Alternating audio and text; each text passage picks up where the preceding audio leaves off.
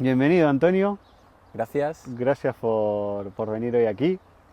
Gracias por este primer episodio en formato de entrevista, Ujú. que para mí es todo un hito, es importante y sobre todo es importante porque para mí es darle voz a algo que hace mucho tiempo quería, que es poder darle voz a otros hombres que están trabajando en su masculinidad, que están trabajando comprometidos con el género, que están trabajando comprometidos con contribuir positivamente a la sociedad. Y para mí es todo un honor comenzar contigo. Ahora iremos contando de que nos conocemos, que hemos compartido, Ujú. pero antes que nada quería dejarte a ti que te introduzcas como hoy te sientas definirte Mm. y que le compartas a la gente que nos está viendo, escuchando, un poco más de ti. Muy bien, pues bueno, gracias por invitarme a la entrevista, conversatorio. Eh, bueno, definirme, pues lo primero que me viene es que soy padre de un hijo de 3 años, que también eso me ha cambiado mucho para remirarme cosas, ¿no? Y estar en las temáticas en las que estoy ahora. Eh, Soy creador, me considero creador del mundo de las artes escénicas y también llevo una asociación que trabajamos con procesos participativos, con mi pareja y comunitarios, y ahí mezclamos pues un poco todo lo que sabemos hacer y lo que no sabemos hacer de arte, participación, comunidad, y ahí es donde afloran mucho de estas temáticas también, ¿no? De igualdad de género y, y donde estamos un poco ahí llevando a cabo todo esto. Y como creador sé que estás muy involucrado en el teatro, en la dramaturgia. Ujú. Y bueno, estoy esperando ansioso leer tu obra en progreso, pero me gustaría también preguntarte cómo ha sido el proceso de terminar insertando temáticas tan profundas a nivel social y meterlas en la conciencia de las personas a través del juego, de la creatividad, ¿no? Ujú. Entonces, ¿cómo ha sido ese proceso? ¿Cómo llegas a esto? ¿Y en qué te enfocas dentro de esa obra? Vale. Bueno, al final en el teatro y en la dramaturgia uno trabaja con su propio material, con el material de su vida. Y es como comentaba antes, yo desde hace unos años pues he orientado más mi mirada hacia un aspecto que creo que los hombres, generalmente en los hombres creadores a lo largo de la historia apenas se han concentrado, ¿no? Que es en el mundo del hogar, de los cuidados, de la paternidad. Es decir, casi toda la mirada artística del hombre va mucho hacia la aventura, hacia el exterior, hacia afuera. Hay poco introspectivo. Creo que eso es un aporte femenino que se ha trabajado mucho más por las mujeres. Y eso, desde hace unos años, pues yo trabajo más desde una mirada que yo podría llamar, o que me gusta llamar ecofeminista, ¿no? Que es colocar los cuidados en el centro de la vida, colocar los cuidados en el centro y la vida también en el centro, ¿no? Y, y ahí pues siento que no hay muchos dramaturgos hombres que estén trabajando estas temáticas, aunque en los últimos años ya se está poniendo mucho más en boga. Y, y ahí pues escarbo en mi propia infancia, en mi vivencia, en la relación con mi padre, con mi hijo, y saco material para construir qué es el patriarcado, de construir el patriarcado, y qué me afecta y qué puede afectar a otros hombres, ¿no?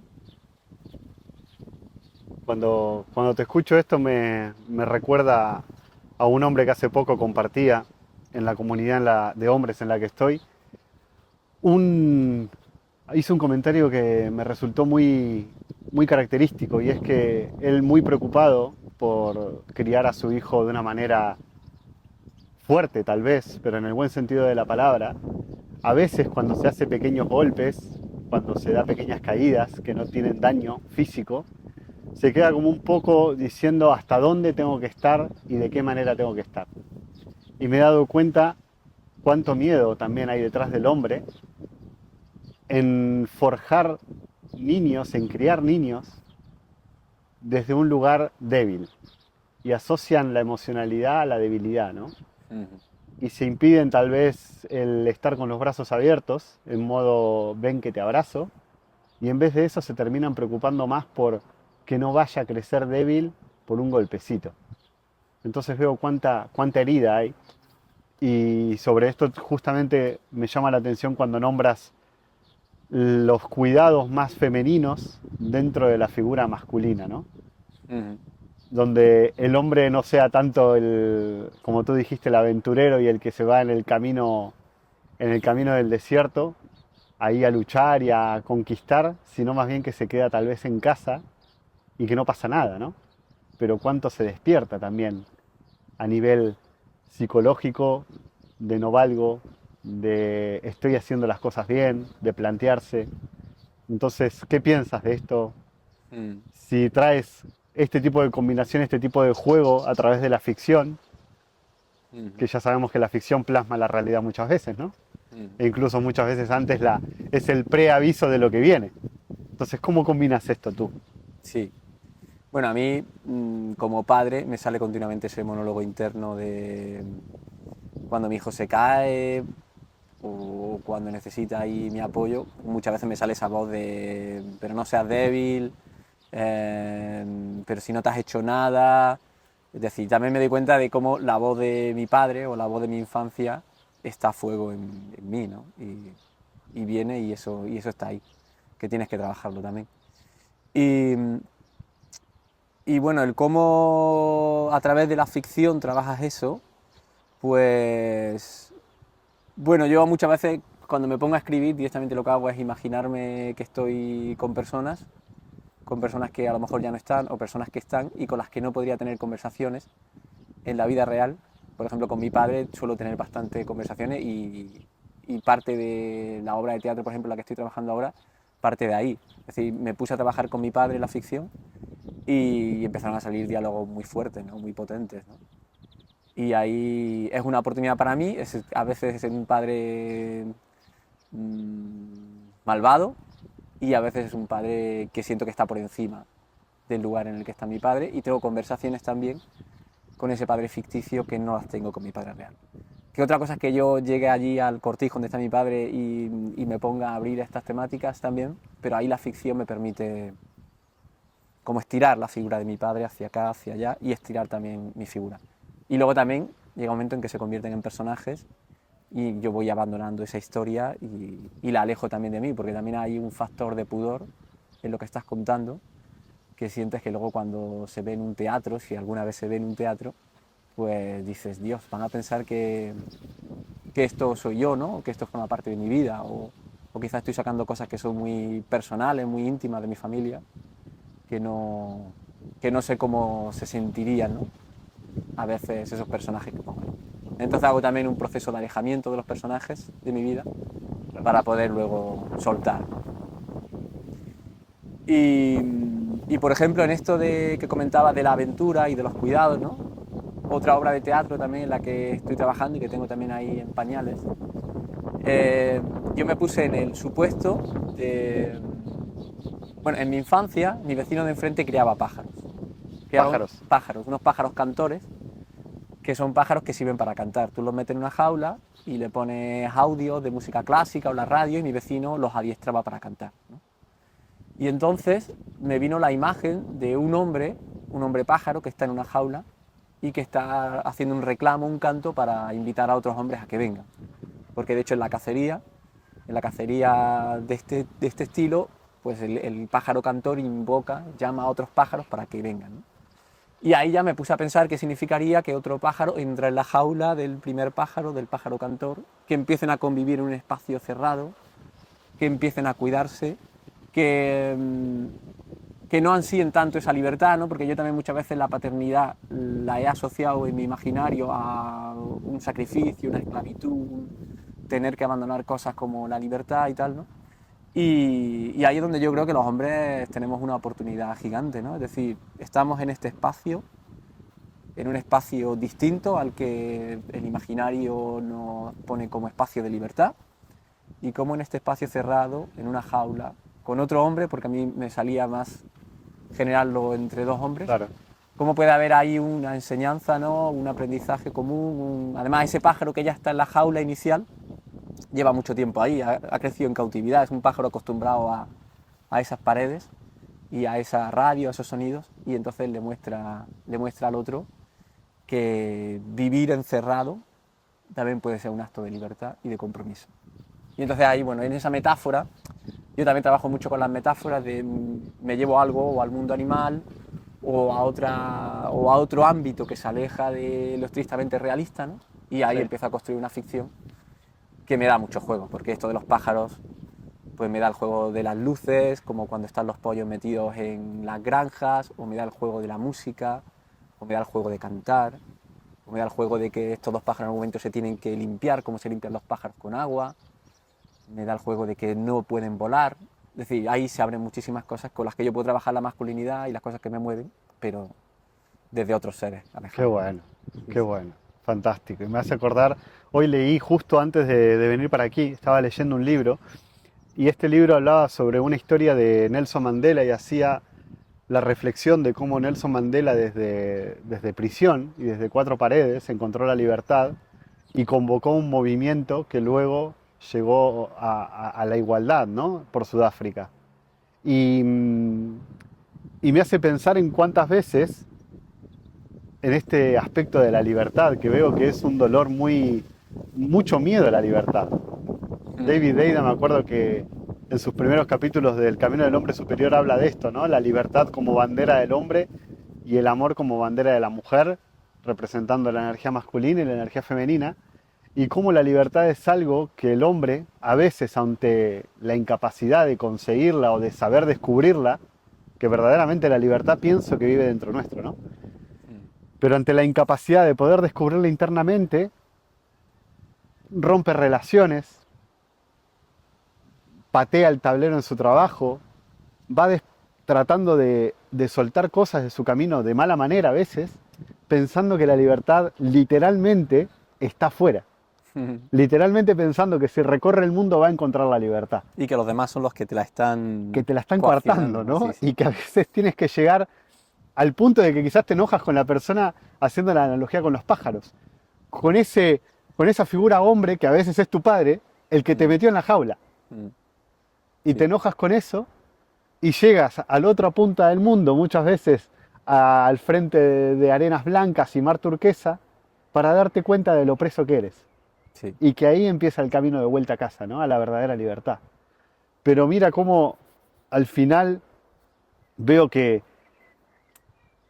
a veces también necesitamos, cuando nos permitimos como hombres, y me hace pensar esto cuando cuentas lo de la jaula, cuando nos permitimos realmente entrar voluntariamente, quizás a ese lugar que yo te escucho y representa como una cueva donde aquí estamos y nos tenemos que cuidar, ¿no?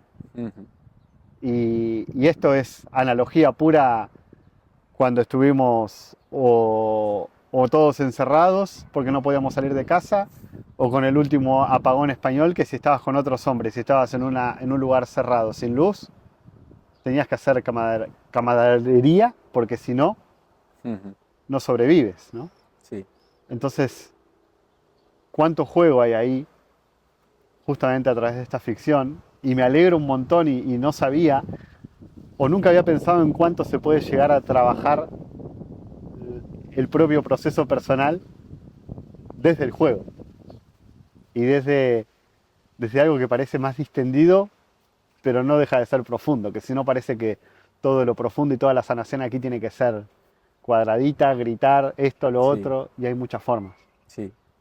Entonces, ¿cómo también has sentido que en tu proceso de creación esto ha ido cada vez transformándose a más y más profundo? Mm. Sí, sí, bueno, yo también trabajo mucho con la ironía, con el humor, con... Eso también, bueno, me permite distanciarme de las cosas. También las cosas trascienden, llega un momento en que trascienden, ¿no? Como yo hay una vivencia que me pasa en el día y me deja ahí con el run run en la cabeza, me deja ahí con el regomello y me voy a casa, me pongo a escribirla y en cierta manera se transforma. Es decir, como que me quedo en paz con ella y no necesariamente tengo una solución con ella. ¿Sabes lo que te digo? A lo Claro, mejor no, claro. Es que no, no claro, es que le haya dado una no solución es lógica. inmediato, ¿no? Los procesos no...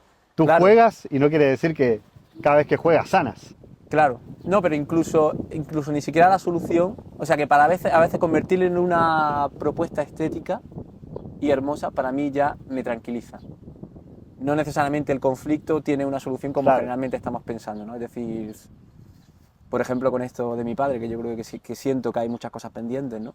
el hecho de que yo ya esté ficcionándolo de esta manera ya me da cierta tranquilidad y me da cierto amor hacia la figura de mi padre, porque también me hace entender más y le doy voz allá donde mi padre ni siquiera puede darse voz, porque en esta última obra en la que estoy trabajando, pues mi padre habla de su infancia cuando nunca me habló él de su infancia.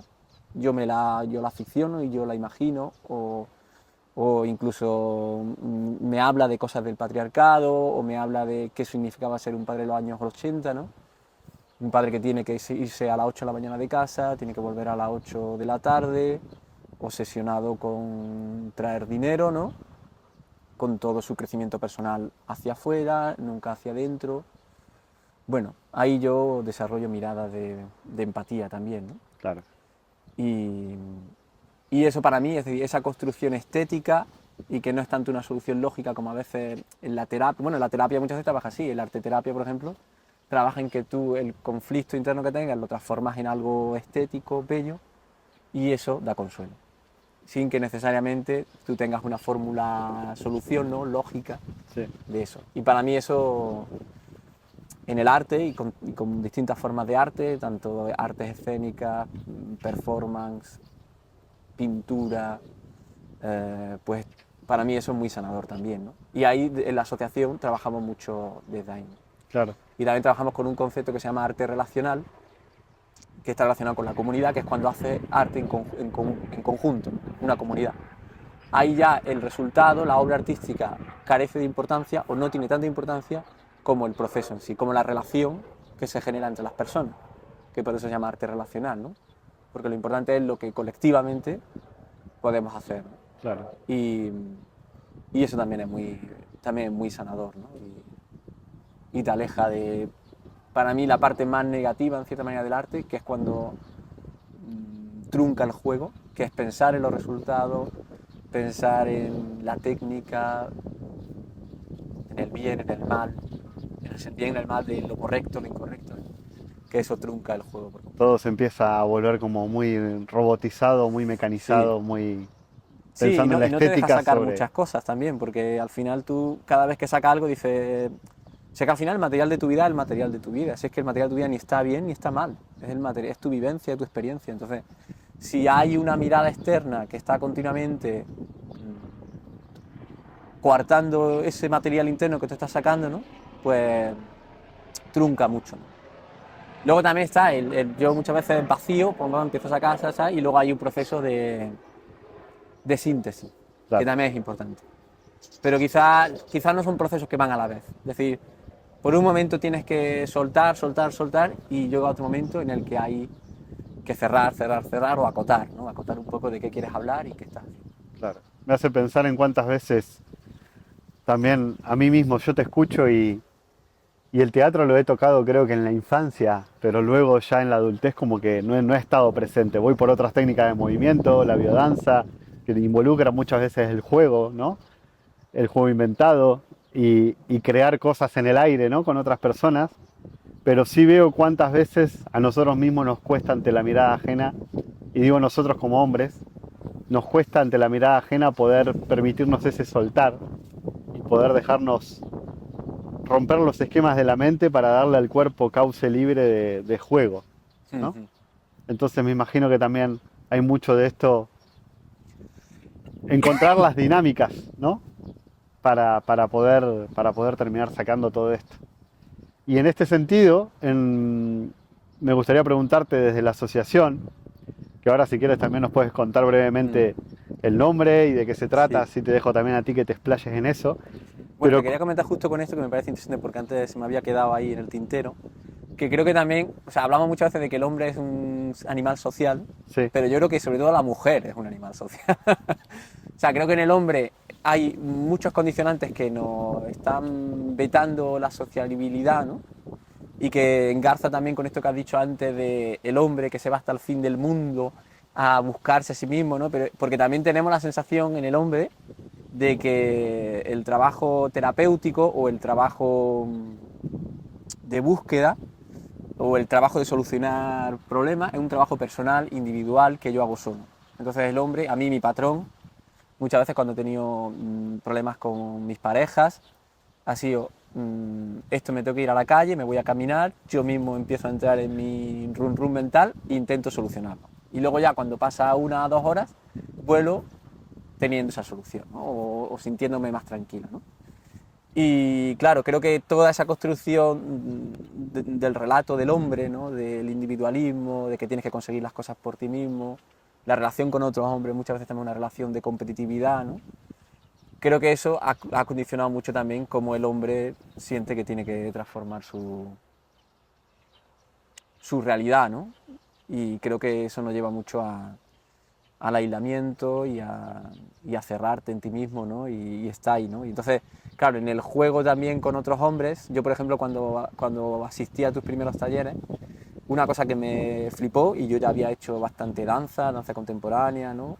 Más vinculada con el arte, pero también danza con tacto, o sea, también mucho de jugar con otras personas. Sí.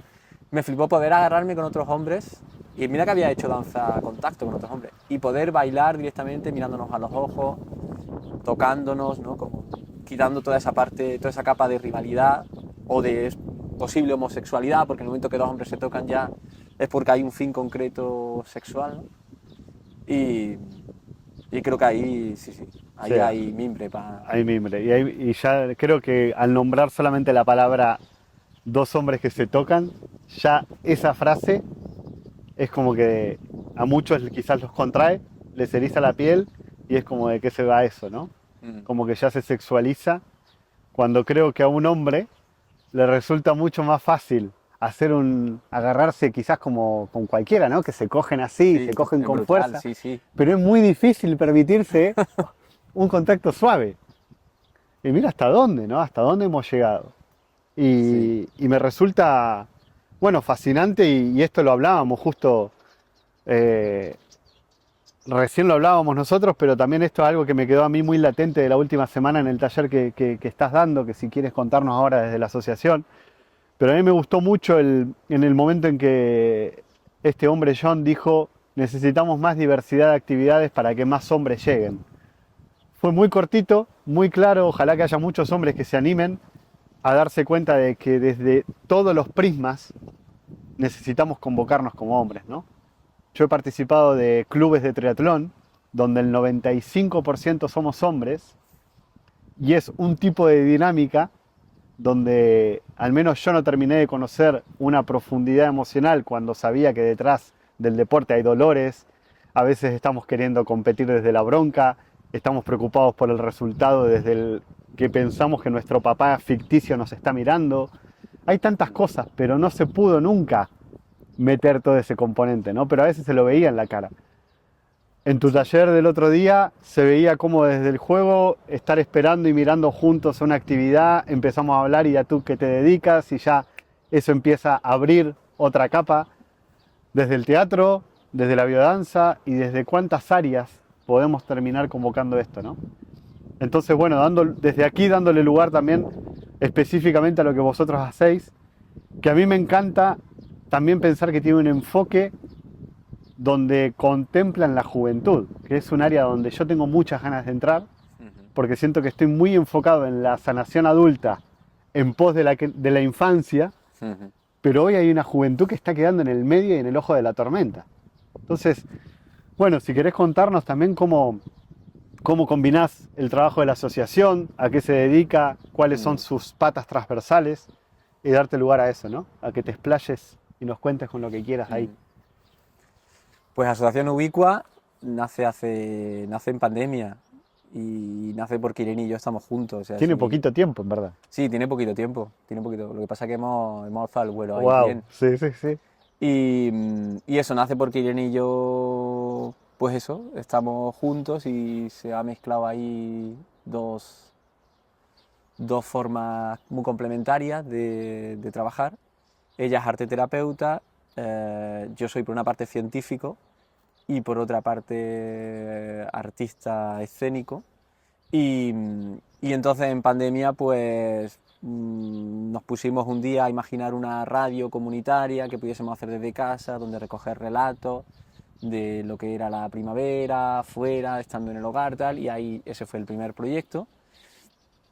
Y luego fuimos entrando en contacto con ayuntamientos que nos lanzaron un poco la inquietud de que había financiación para proyectos comunitarios, para trabajar con personas, desde el arte, desde la educación, pero que no se estaban, que había ahí como un gap, un hueco que no se estaba rellenando. Y entonces, bueno, ahí también, más que existiera financiación y que nosotros cubriéramos, nosotros ya entramos ahí en ese espacio, pues Sí. porque Irene, al ser arte terapeuta y yo trabajar más desde lo presencial con la arte escénica, pues nos venían muchísimas ideas de posibles proyectos, ¿no? Y entonces ahí empezamos a trabajar con ficción sonora, por ejemplo, en un proyecto en Padul recogíamos leyendas vinculadas con el pueblo y que pasaron hace mucho tiempo y que solamente estaban en el imaginario colectivo, es decir, en las personas mayores también que atesoraban esas leyendas. Fuimos a institutos con esas personas mayores e hicieron un trasvase de lo que suponían esas historias Wow, para ellas y con los jóvenes empezamos a ficcionarlas. Y las wow, convertimos en podcast que luego los propios jóvenes y las personas mayores, en un encuentro intergeneracional, en un estudio de grabación, grababan. qué bueno. Y luego esos podcasts salían a la calle, eran como apariciones, era como un formato de serie. Entonces cada semana aparecía un poste gigante que también habían trabajado de manera comunitaria y aparecía un código QR y tú entrabas en la historia. Qué bien. Y así, pues durante 5 capítulos iban apareciendo. Otros proyectos trabajamos muchísimo desde el aula como un espacio de cuidados, ¿no? Trabajando la violencia en el aula. Otros trabajamos más con la infancia también, rescatando leyendas y ficcionándolas. Eh, Otros trabajamos con cosas más de ecología, de sostenibilidad, por ejemplo, rescatando la cultura del agua en pueblos del Valle de Lecrín. Y otro es, por ejemplo, este del Valle de Lecrín, más en Nihuelas, con un proyecto que está llevando una ONG así de formato grande, pero que nos ha contratado. Y en esta intervención, pues, por una parte están trabajando con salud femenina y poniendo en valor la importancia que han tenido las asociaciones de mujeres en el Valle para generar una cultura comunitaria, ¿no? Y para reivindicar sus derechos también desde la unión, es algo que la mujer ha tenido que hacer sí o sí por la posición de desventaja que tiene históricamente con respecto al hombre. Y ahí entonces propusimos que cómo podrían los hombres acompañar a este tipo de iniciativas y que yo siento que los hombres no nos sentimos muy interpelados ni invitados a entrar ahí. Y entonces fue cuando empezamos a organizar los encuentros de hombres por la igualdad de género en el Valle. Y, y entonces inicialmente pues fueron asistiendo 5, 6, 8 hombres y pensamos en el formato de invitar a más hombres. Y uno de ellos trabaja en el taller de forja de Nihuelas y dijo, oye, yo estoy encantado de abrir mi taller y hay muchos hombres que pueden estar interesados por la forja. Y ahí fue cuando abrimos un taller de forja para nuevas masculinidades en el que hombres se encuentran y van a trabajar con las manos, que es una especialidad de los hombres, que históricamente hemos trabajado mucho la artesanía y los trabajos manuales. Además, la forja es un oficio hermosísimo porque es un oficio muy colectivo, es decir, generalmente tienes que golpear entre varios hombres Que lo los hicimos. metales. O sea que hoy en día está muy industrializado, pero una forja artesanal está una figura muy hermosa de la masculinidad que yo veo, que es el del maestro artesanal y el aprendiz, ¿no?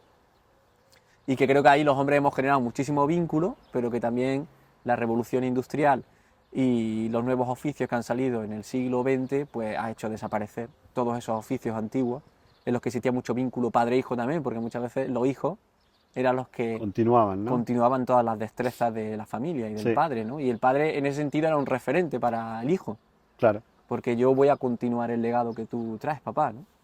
Y que yo siento que hemos quedado un poco huérfanos de esas figuras. Entonces, ahí nos encontramos en ese taller.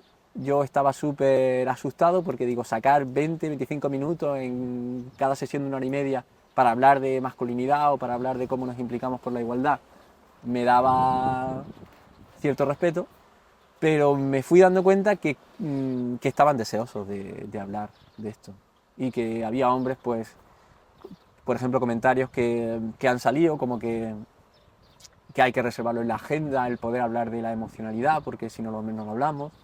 Que hay hombres que dicen que vuelven a su casa y sus parejas le preguntan, oye, ¿qué tal está Roberto? Y el hombre se queda, Pues no sé, porque muchas veces ni siquiera los hombres llegamos a preguntarnos de verdad, oye, ¿cómo estás? ¿Qué te está pasando? Generalmente la mujer cuando se habla con otras mujeres y se encuentra, lo primero que habla es suelta toda la historia sentimental y emocional que lleva en la última semana, ¿no? El hombre suele hablar más de ítem, objetivo o de cosas de oficio, ¿no? Y tal. Sí.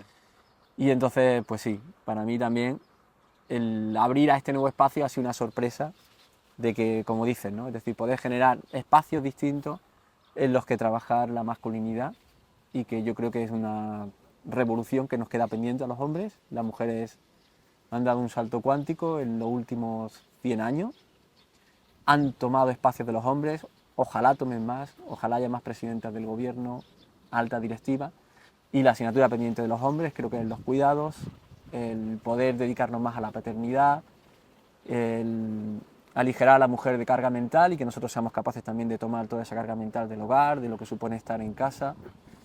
Y yo encantado de que se puedan generar espacios distintos. También porque yo, por ejemplo, en tus talleres me di cuenta que había como un objetivo muy personal de los hombres, de un crecimiento personal, ¿no? Y también vinculado con lo espiritual, o yo veía perfiles distintos, ¿no? Pero ahí veía una parte como muy espiritual. Sí. Y claro, yo por ejemplo no... O sea que para mí la parte espiritual creo que es una parte que tengo bastante silenciada en mi vida. Y para mí de todas formas era muy hermoso porque era un espacio donde me podía encontrar con otros hombres muy distintos a mí, pero que tenían un objetivo común, que era poder trabajar pues mi masculinidad, ¿no? Masculinidad entendida como una masculinidad sana, ¿no? Claro. Ahí me parece súper interesante cuando dices y hablas, ¿no? de las mujeres que se están reuniendo y donde no te sentías como, no sé qué palabra usaste, como invitado, ¿no? A acercarte. Y veo cómo también las mujeres, ante quizás, esta es mi percepción, ¿no? Pero desde el miedo a que les roben lo que están conquistando, necesitan agruparse, cerrarse y juntas caminar como que, no que nadie se atreva a tocar este movimiento, ¿no? Entonces, aunque hay hombres, y esto me acuerdo que pasó en un movimiento de biodanza, donde estaban creando un movimiento colectivo mujeres, y un hombre desde la buena fe se quiso acercar y le dijo, no, ve y crea el tuyo. Y fue como un golpe al principio escucharlo, y luego, entrando en la empatía, es mucho lo que tienen que trabajar a nivel social para reivindicarse, y lo cuidan como oro. Y creo que por eso están yendo tan rápido en los avances. Sobre todo yo veo que hay mucha diferencia a nivel político, económico, social también, pero social ya lo tienen mucho más fácil porque las leyes quizás son más, no me sale la palabra que quiero usar, pero son más como permeables, ¿no? No son leyes escritas. La sociedad es como que vas permeando y vas entrando. Pero la economía y la política, que tiene leyes escritas, y es todo un plano mucho más cerrado, y lo pensaba el otro día con la muerte del Papa, y que iban a hacer un cónclave, donde son todos hombres. 131 hombres. Y cuando vi la lista de hombres y me puse a leerlos y los países, y llegué al final y dije, hostia, que no hay mujeres. Y me explotó la cabeza, y no quiero entrar aquí porque se arma un debate que ni yo sé, no tengo muy claro hacia dónde ir, porque sé que hay mucha historia aquí detrás. Pero claro, una vez que las mujeres se agrupan, no nos toquen. Y tengan cuidado, ¿no? Y los hombres, que somos más resolutivos, el éxito empresarial lo tenemos mucho más fácil, pero ahora cuando empezamos a hablar de lo vincular y de lo relacional, ahí empezamos a hacer agua por todos lados, ¿no?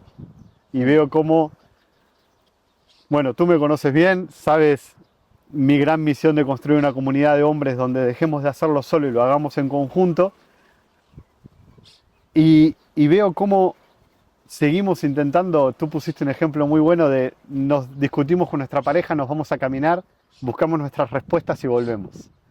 Pero muchas veces seguimos topándonos con las mismas trabas porque las respuestas salen de nuestro propio mapa mental y no somos capaces de permearnos a otras miradas, a gente que lo haga distinto y a gente que esté en otros momentos vitales donde no es tu padre, pero sí un hombre mayor que está en otro momento de su vida y donde te puede quizás decir algo que a ti te sirve o que ha pasado por ahí.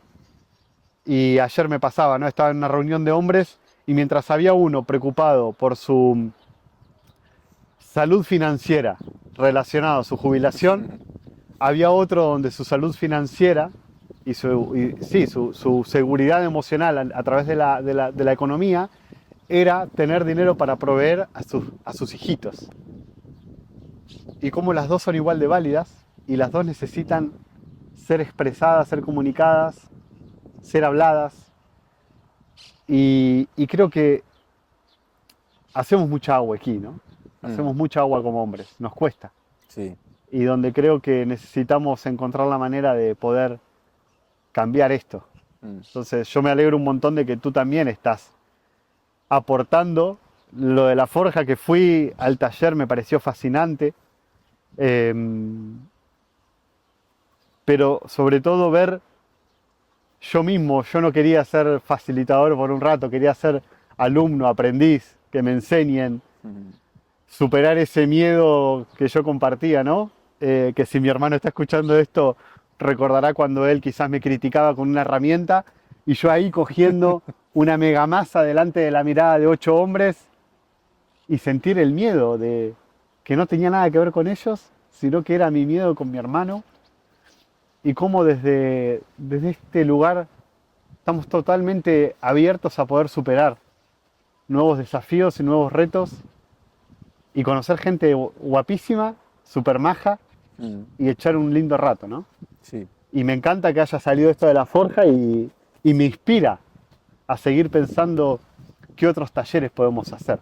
El otro día otra comunidad de hombres de aquí de España que compartían un taller de cocina para hombres y que lo compartí desde esta coherencia en mi vida de decir más diversidad, por Dios, más diversidad, porque no sabemos quién es, su gran sueño es ser chef y aquí tiene la oportunidad, ¿no? Y no se anima o piensa que ser chef no puede ser chef, porque la que cocinera era la mujer en su casa. Entonces, bueno, que me encanta esto y le quería dar lugar, por último, antes de cerrar, a que pudieras dar tu propia pincelada sobre esta igualdad y cómo crees que se está empezando a manifestar también en la juventud y cuál es tu opinión con respecto a esta igualdad, porque sé que en la asociación hacen un trabajo dedicado ahí, y cómo ves tú que se está empezando a desarrollar, tanto para bien como para mal, como si ves algo que se está repitiendo y tenemos que cambiar, o hay algo que nos están sacando ventaja los jóvenes que nosotros adultos no estamos viendo, ¿no? Entonces, bueno, ¿cuál es tu experiencia ahí? Pues, claro, ahí con la asociación solemos ir mucho a institutos, trabajamos mucho con adolescentes. Yo creo que la adolescencia es realmente el momento en el que, o sea, con más intensidad los roles de género se manifiestan, aunque es verdad que también en la infancia, bueno, es que desde la infancia ya hay muchísimo que va sumando ya, ¿no? También soy consciente de las burbujas en las que me muevo, ¿no? Es decir, por ejemplo, el espacio al que mi peque va, a la escuela infantil a la que va, y el entorno de familia en el que yo me muevo, sé que existe menos condicionamientos, ¿no? de género, ¿no? Y que solemos validar las emociones tanto de los niños como de las niñas de una manera parecida, ¿no? Cuando se caen, acoger y consolar, sin decir inmediatamente levántate, no pasa nada, eres un macho.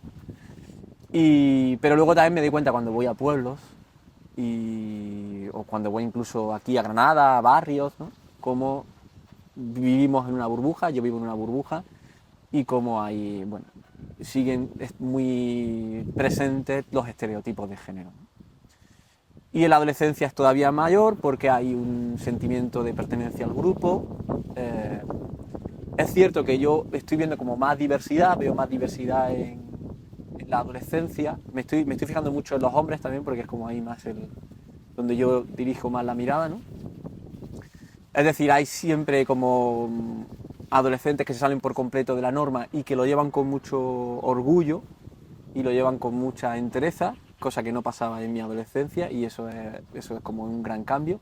Pero luego también hay un efecto gueto, hay un efecto manada en el que los jóvenes tienden a unirse mucho desde lo bruto, ¿no? Y también con cierta nostalgia de la masculinidad hegemónica y desde el rechazar todo aquello que se sale de esa de ese patriarcado hegemónico, ¿no? Veo muchísima necesidad de contacto, como tú dices antes, ¿no? Es decir, los veo continuamente tocándose para acá, dándose golpes, o sea, realmente hay una necesidad espectacular de entrar en contacto, pero como hay ciertas líneas que están vetadas, pues entonces es como realmente se quieren decir te quiero, pero se dice cabrón. O se quieren dar un abrazo, pero se da un empujón. Es como existe ahí una metáfora continua, ¿no? Un paralelismo entre lo que les gustaría hacer y lo que pueden hacer. Y lo que el grupo permite. Porque en esto del patriarcado, la influencia de los padres es muy importante, pero es que es brutal también la influencia del grupo, entre pares, porque ahí es donde realmente se establecen muchísimos ritos de paso hacia lo que van a ser de hombres, pertenecer al grupo, crearte como identidad, salir de la familia, del espacio familiar, ¿no? Entonces ahí yo lo que veo es que queda muchísimo trabajo con adolescentes y también con mostrar referentes de masculinidad diferentes, ¿no? Es decir, Qué importante, con esto sí. que has dicho antes y que a mí me parece muy hermoso de las mujeres y que yo muchas veces me he visto, ¿no? Me he visto en conversaciones de mujeres en las que una saca una anécdota, otra, y empiezan a hablar de sus vidas, pero da la sensación de que el hilo se pierde, como que no van a ningún sitio. Pero es muy hermoso porque simplemente lo que hacen es que están trabajando con un lienzo de fondo, que es donde están resonando, que es el lienzo de las emociones y de la empatía. Y no me hace falta trazar, es decir, trazar el hilo es como visibilizar demasiado, ¿no? Sí. Es como estereotipar demasiado, ¿no? Sí. Y los hombres trabajamos más con líneas, ¿no? Es decir, si me dicen algo, yo ya voy a dar solución y voy a sumar por aquí y tal. A lo mejor le digo algo de mi vida, pero bueno, vamos a tener cuidado, ¿no? Y, y claro, entonces trabajar ahí desde las vivencias y desde el material directo, ¿no? Y entrar en resonancia y que los chicos, los jóvenes, puedan hablar con otros hombres que han pasado con otras perspectivas sin que vengan a leccionar, sino que simplemente vengan a soltar el material biográfico de sus vidas, a mí a mí es de las cosas que me parecen más poderosas. Si luego puedes sumar juego y arte, también, pero esto es como cuando tú te sentabas con tu abuela y tu abuela te cuenta algo de hace 50 años y los ojos te hacen así, que eso ya es teatro porque es como, es que me da igual, es decir, y mira que hay saltos ahí ya Absolutamente. de tiempo, de muchísimas cosas que han cambiado, pero es que una historia personal contada es lo más universal que existe también, Sí. es decir, es lo que más puede transformar también. Sí. Entonces a mí, en esos espacios de jóvenes, donde ya con la trayectoria que tiene la asociación y con todo lo que yo he visto, pues veo que hay una necesidad muy grande. Y también, generalmente, en las propuestas que vienen desde la administración, desde el Estado, de la igualdad de género, siempre se pone el foco en las mujeres, en que las mujeres conquisten espacios, que me parece vital, me parece muy importante, pero yo también he visto ya en los institutos que los chavales están con las uñas fuera porque sienten que ni el problema les interpela, ni la lucha les interpela, y además se sienten atacados. Entonces, ¿qué significa? Pues que para ellos la igualdad de género no les va a suponer ni un cambio, piensan que es toda una pérdida.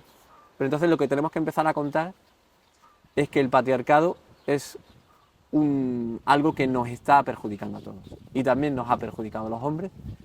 Y que los hombres tenemos mucho que aprender de las mujeres y tenemos mucho que beneficiarnos de la igualdad de género porque nos va a abrir también espacios y oportunidades que no teníamos. Y a lo mejor no tenemos que ir a la pancarta en primera línea porque el hombre ya hemos trabajado muchísimo en liderazgo a lo largo de la historia. A lo mejor tenemos que trabajar el cooperativismo, a lo mejor tenemos que estar ahí apoyando de otra manera. Bueno, que ahí nacen muchísimos roles, ¿no? Y que Sí. y yo ahí entiendo, volviendo a lo de antes de la lucha feminista, ¿no? De que muchas veces las mujeres también sacan las uñas cuando hombres quieren tocar espacios, ¿no? Y lo veo natural porque a veces esos hombres quieren llegar a esos espacios con ideas de liderazgo y a lo mejor no es una lucha que les toca. Exacto. Les puede tocar desde otras vertientes. Exacto. Y entonces ahí tenemos que ver cómo podemos entrar en esa lucha, ¿no? Me parece oro en polvo lo que dices, Antonio, y si hay alguien que trabaje en ayuntamientos, en la política social, escuchar esto de que cómo los jóvenes están con las garras porque se sienten excluidos. Entonces hasta me eriza la piel pensar que mi hijo cuando sea joven le pueda suceder y que se sienta excluido cuando hay una intención política de inclusión, pero que mal ejecutada puede terminar teniendo efectos más perjudiciales, porque así es como luego salta la violencia, ¿no? Claro, Verbal, emocional, pero es la violencia contenida que incluso ni saben soltar la rabia de manera sana. exacto.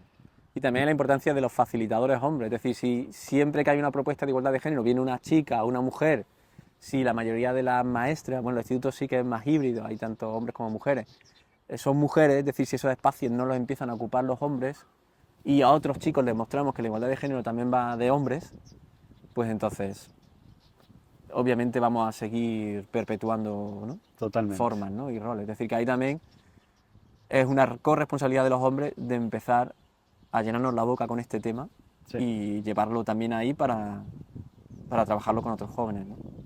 Me alegra muchísimo todo esto que compartís, Antonio. Y como sabés, el moto de todo mi trabajo es poder redescubrir la masculinidad. Yo siento que he comenzado a redescubrirla, así es como nació este proyecto y como nace Casa Vórtice, que es la comunidad de hombres que lidero. Y para cerrar en este aspecto de redescubrir la masculinidad, me gustaría preguntarte a ti, a este Antonio, padre, creador, ¿cómo definirías qué es ser hombre para ti hoy? Me imagino que es algo que ha ido cambiando. Así que, ¿qué es ser hombre hoy? Pues es que ser hombre hoy. Bueno, yo quisiera entender que ser hombre hoy es ser muchas cosas. Porque eso sería la mayor suerte que nos puede tocar a los hombres. Porque ser hombre antes era solo una cosa,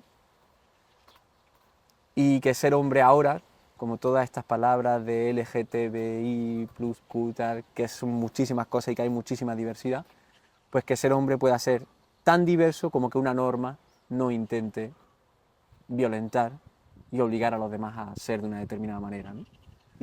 Entonces, ¿caben hombres fuertes? Caben hombres fuertes. ¿Caben hombres líderes? Caben hombres líderes. ¿Caben hombres con energías más femeninas? No sé cómo decirlo. También caben.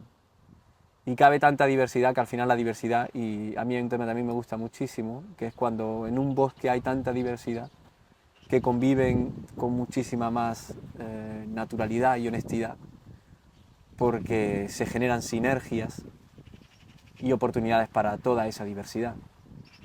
Y cuando hay muchísima diversidad, también nos sentimos mucho más únicos, porque entonces ya no competimos con algo que es muy diverso a mí. Es decir, cuando algo es muy único en sí, ya tienes toda la oportunidad de crecer, porque eres único.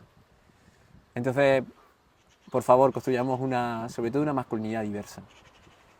También hay un libro que me gusta mucho y que quiero mencionar, que es de Bell Hooks, es una afroamericana feminista, atravesada por muchísimas desigualdades, porque era negra, entonces arrastró todo el movimiento de segregación, Sí. y también era mujer, o sea que imagínate, ¿no? Hay que sumar desigualdades, y ya tiene un libro muy hermoso que se llama El deseo de cambiar, y para mí también la masculinidad podría ser el deseo de cambiar, porque al menos está ahí ya ese deseo, y ya el cambio en sí es muy... Sí, ya es muy definitorio el cambio, también es una forma de definirte, ¿no? exacto. Que quieres ir a otra cosa, ¿no? A cambiar. Y eso, recomiendo ese libro a muchos hombres, porque es un libro escrito sobre los hombres por una mujer, pero desde el feminismo, pero con un sentimiento amoroso muy potente, muy inclusivo y con una mirada empática hacia los hombres, a cómo se nos ha educado y cómo no nos ha quedado otra que ser de esta manera, es decir, también con responsabilidad, pero también con muchísima comprensión, ¿no? Y yo leo páginas de ese libro y me emociona, es decir, me parece muy potente. Qué bueno, Antonio. Bueno, mil gracias A ti. por aceptar la invitación. Gracias por el compromiso con, con gente como tú. No me siento solo en este camino, que para mí es un camino que a veces también se pone cuesta arriba y justamente entrar en la coherencia de mi camino y veo cómo yo peco de mis propias heridas de a veces tirar a hacerlo solo y ahí es donde tengo que volver al camino. Entonces no puedo juzgar a otros hombres que lo hacen porque incluso yo intentando elevar mi conciencia de este movimiento, me sucede. Entonces me alegro que haya gente como tú trabajando Ojalá que los proyectos que vienen por delante sigan prosperando, sigan llenándose de hombres. En la descripción del video y de este podcast pondremos dónde encontrarte desde la asociación, dónde encontrarte como creador, si alguien se quiere poner en contacto contigo. Y bueno, y gracias por aceptar la invitación. Pues muchas gracias a ti. Así que bueno, cerramos episodio. Agradezco también a las personas que se van sumando. Suscribirse al canal si les gusta. Les agradezco enormemente también la posibilidad de compartirlo con otros hombres, compartirlo con gente afín y permitir que este movimiento masculino también siga expandiéndose y que Casa Vórtice, esta comunidad de hombres, pueda seguir atrayendo hombres que quieren redescubrir su masculinidad, dejar de hacerlo solos y empezar a vivir desde un máximo potencial que involucra no solo la productividad, también las relaciones sanas, conscientes y contribuir al mundo de una manera saludable. Así que gracias y nos vemos la próxima. O sea que nos estaban grabando. ¿Sí? Nos estaban grabando todo este tiempo. Gracias, querido. Un placer. Sí, para mí. Oye, Que yo he estado muy a gusto, ¿eh? ¿Sí? Sí. Me alegro, Total, me ¿eh? alegro un montón. Se me va a quedar corto el formato al final. Tenemos que hacer episodio 2, ¿no? Sí.